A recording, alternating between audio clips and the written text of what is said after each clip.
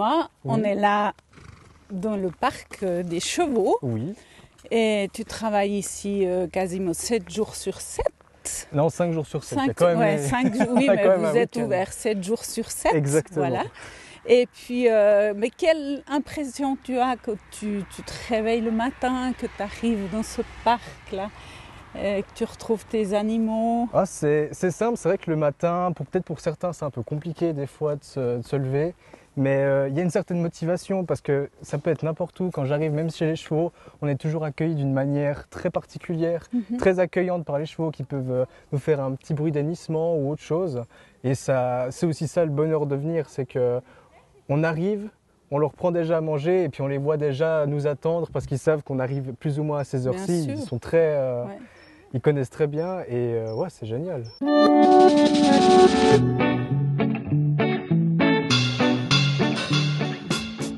Et l'apprentissage se passe sur 3 ou 4 ans? Sur 3 ans. 3 ans. 3 ans, oui.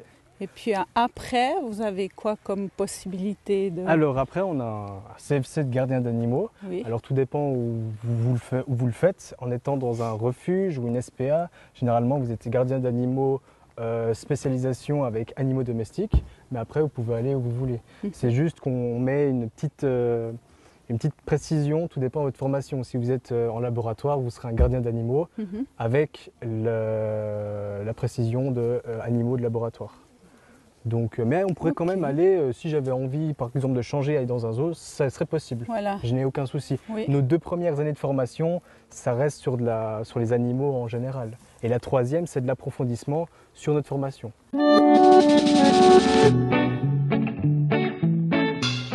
De travailler dans un environnement comme ça, c'est sans stress. Proche de la nature, ouais, Ouais, proche c'est de la super. nature. C'est vraiment chouette. Ouais. En tout cas, je suis plus content que quand je bossais par exemple en ville, etc. Et on sait pourquoi, quand on se lève le matin, moi je sais pourquoi je me lève. Oui. Je me lève pour tous ceux que je croise au cours de ma journée, les animaux. On a des chiens, des chats, perruches, de la volaille. Dans la volaille, on compte les poules, les coqs, porc-laineux, cheval et principalement ouais, chiens et chats.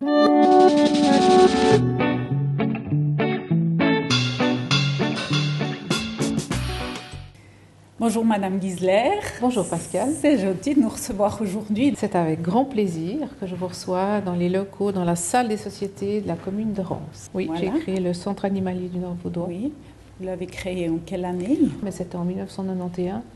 Nous avons commencé à avoir une première meute de ski qui est arrivée, puis après c'était des American Stafford Terrier.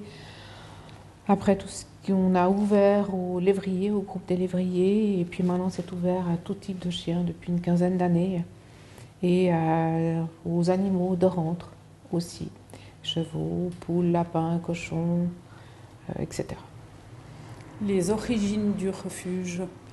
Les origines, c'est Oui. une passion en fait.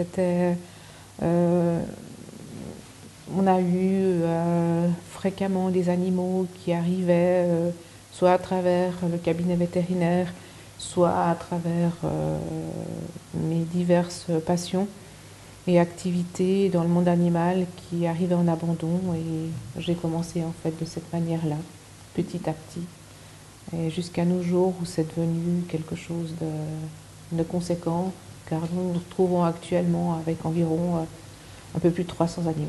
Alors c'est une association en fait, c'est des amis du refuge des Aristos où l'on est, ça s'appelle l'ARAL, avec laquelle nous organisons des manifestations telles que des concerts, des repas de soutien, ce qui nous permet de faire rentrer des financements pour soutenir les animaux du refuge. Alors j'ai vu que vous avez des coqs magnifiques. Oui. Ils sont vraiment beaux. On a des très beaux spécimens. Il y a une mode qui est arrivée au niveau de Covid, pendant le semi-confinement en fait, où les gens prenaient des poules, prenaient des poussins, et en fait ces poussins arrivaient coqs, et le coq chante, donc dérange au niveau du village. On a le problème aussi de pas mal de citadins sont venus habiter en campagne et ont quand même certaines intolérances au niveau du bruit, au niveau de l'agriculture et des animaux, qui vont avec et donc ces personnes ne peuvent pas détenir ou garder leur coq et nous les amènent, mais souvent c'est très triste et très dramatique pour eux de se séparer de leur coq.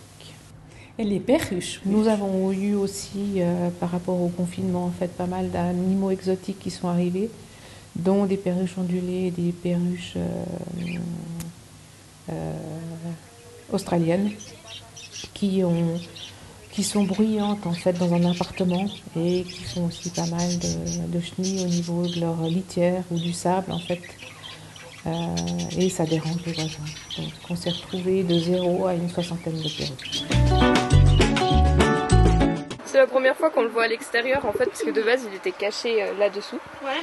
Et là, je viens de le voir. Oh, il y a pas longtemps. Mais en fait, je pense qu'il a en tout cas 1 mois, voire 2, un peu plus. Sauf qu'on l'a vu seulement il y a 1 semaine, parce qu'en fait les pigeons, les bébés, ils sont très calmes, parce que dans la nature, ils ont beaucoup de prédateurs. Voilà. Du coup, ils se cachent, ils font pas beaucoup de bruit. Mais l'autre jour, je l'ai entendu, parce qu'il avait faim, et du coup, on a pu le voir.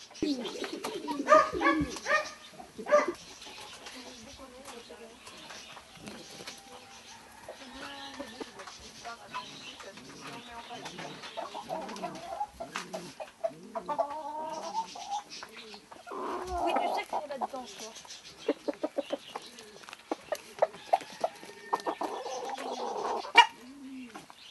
On est avec 3 chiens. Oui. Est-ce que tu peux me dire leur nom, leur race? On va prendre directement lui, Oui. Arsène, un fox terrier, Oui. âgé de 11 ans, si je ne dis pas de bêtises, Oui. qui est bien sûr à l'adoption. D'accord. Un tout vieux pépère, mais tout gentil comme tout. Un peu plus loin, on a, juste à côté d'ailleurs, on a Nestor, qui est un caniche royal, qui est tout plein d'amour, avec un cœur qui est toujours en vide d'amour. Donc il faut toujours le remplir, le remplir, le remplir. Il demande beaucoup, beaucoup d'affection, mais il le rend super bien aussi. Ouais. Et à côté, on a Uta, du coup, par contre, qui n'est pas à l'adoption.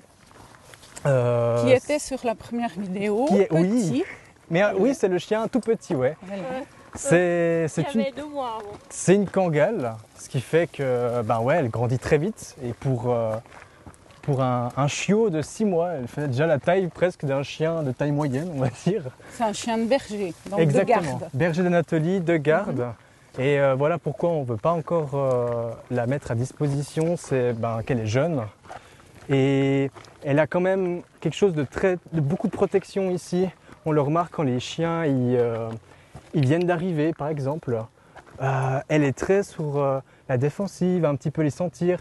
Et si tout d'un coup d'autres deviendraient un peu trop taquins et envie de jouer avec ce chien ou cette chienne qui vient d'arriver, elle est très vite là à protéger en disant non, on se calme, c'est une nouvelle, laissez-la respirer et elle va souvent se mettre devant eux en fait. C'est ça qui est assez beau à voir. L'après-Covid, parce qu'on sait qu'il y a beaucoup de gens qui ont adopté des animaux. Oui. Et une fois qu'ils ont repris la vie normale, est-ce que vous avez une recrudescence d'animaux? Je prends un chien ou un chat parce que, vu que je fais rien, parce que tout le monde est à l'arrêt, j'en prends un pour qu'il soit avec moi. Puis ah oui, le Covid c'était que temporaire, du coup, mais je peux plus m'occuper du chien maintenant. C'est ça. Et du coup, ils nous les ramènent, malheureusement. Triste. Quel est le prix pour mettre un animal comme ça au chenil pendant, je sais pas, 1 semaine Alors, c'est simple. Déjà, nous, on va faire... attention. Déjà, nous, on va faire au jour. Donc, une journée sans nuit. Hein. On est sur 30 francs. Et la nuit comprise, on est sur 40.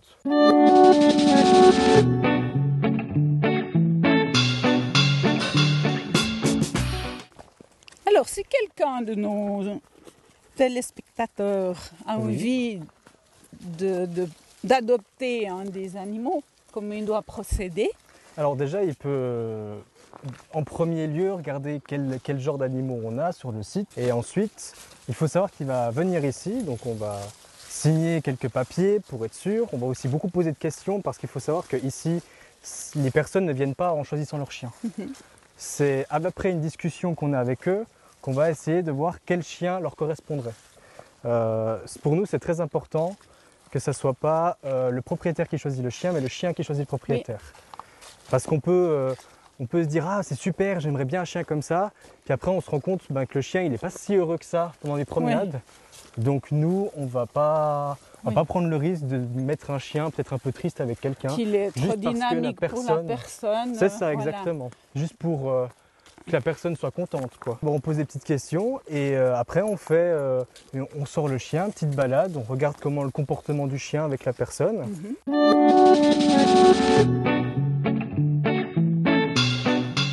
Si je veux adopter un chien, que je viens de votre refuge et que l'animal a déjà eu dans son ancienne vie un cours de comportement, est-ce qu'on doit refaire cette procédure où il n'y a pas besoin? Alors oui, bien sûr. Il faut savoir que les cours d'éducation sont faits avec une personne. Oui. Maintenant, le chien, s'il est à une autre personne, ça va être toutes les choses à apprendre, autant pour nous que pour le chien, à comprendre comment fonctionne l'humain, entre guillemets, avec qui je suis. Donc oui. Et surtout que dans certains cantons, c'est obligatoire. Oui. Donc oui. C'est de toute façon recommandé de faire les cours, car c'est aussi là-dessus qu'on peut créer des liens de confiance avec l'animal.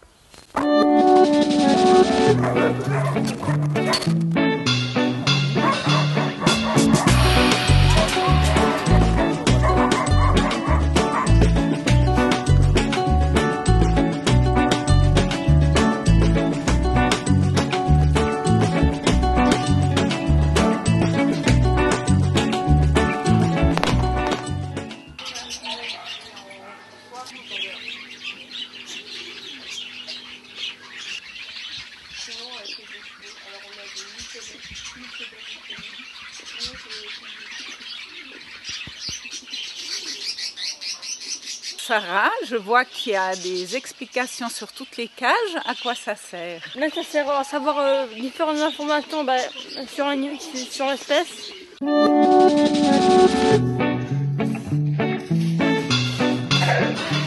Allez, venez. Allez, venez.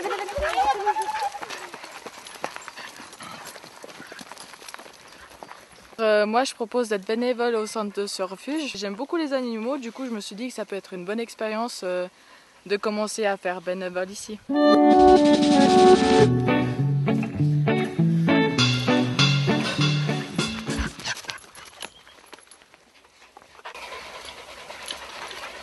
oui.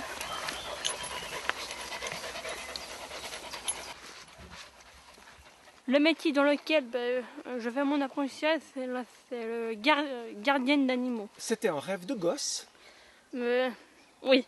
Est-ce que tu as des animaux à la maison? Là, j'ai un chat, Ouais. une chienne. Après, j'ai aussi un cheval, mais que dans le parc avec les autres.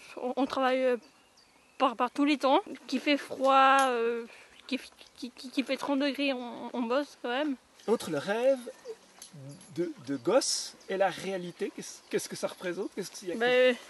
On ne se rend pas compte du travail qu'il y a à faire. Et si tu rencontrais un jeune de 14-15 ans qui a envie de faire gardien d'animaux, qu'est-ce que tu lui dirais? De s'accrocher. Ouais. La place n'est pas facile à trouver.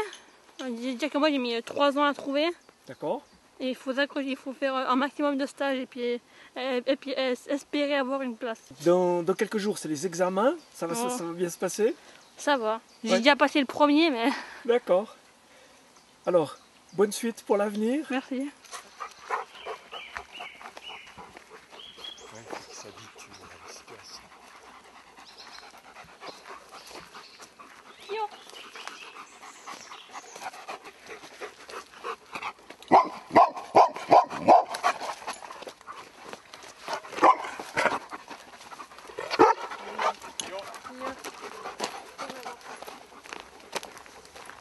On est avec 2 nouveaux pensionnaires là. Oui, alors on a Socrate ici, qui est un terrier du Tibet.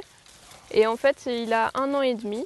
Et il est tout vif encore, il est tout jeune, donc il est très gentil aussi. Bon, il pleure un peu là maintenant, mais parce qu'on ne bouge pas. Donc lui, il aime bien bouger, il est très actif. Et là, on a Caprice, c'est un carlin.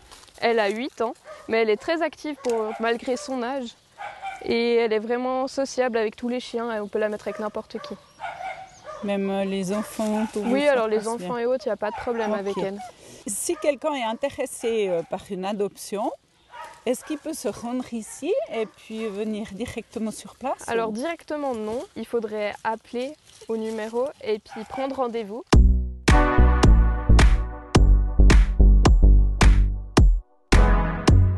Alors, merci beaucoup Thomas, Sarah et Mélina. C'était très sympa, on a fait une belle balade avec vous. On est bien content d'avoir découvert ce refuge. Et puis je vous dis bonne continuation pour la suite de l'aventure. Merci. C'était Pascal pour Caps TV.